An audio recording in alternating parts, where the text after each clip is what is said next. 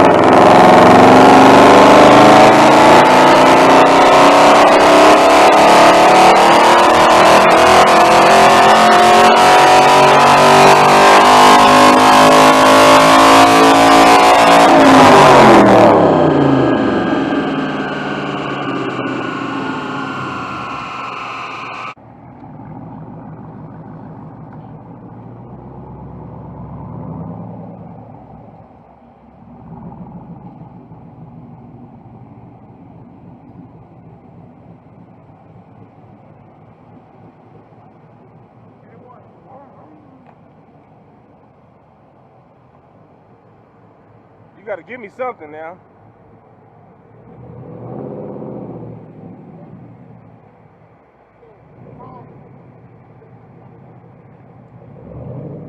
Look at the wheels.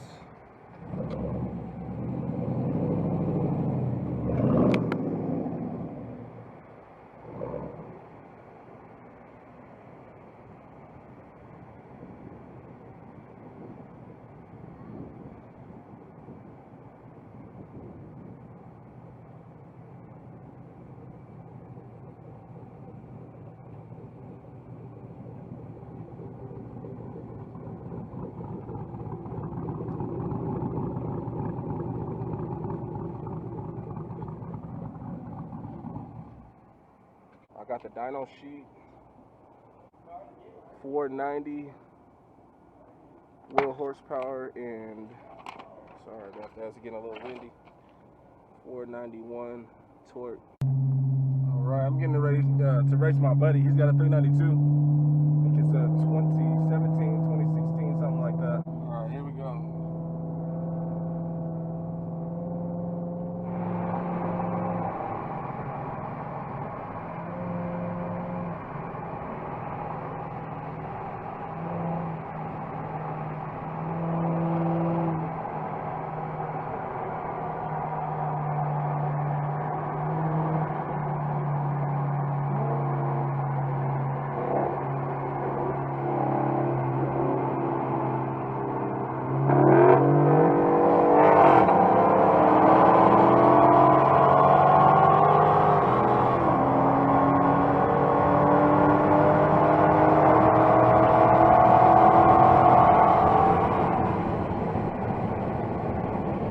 right, guys, so I hope you enjoyed those clips. As you see, I did not make the 500 club today, but it's all good.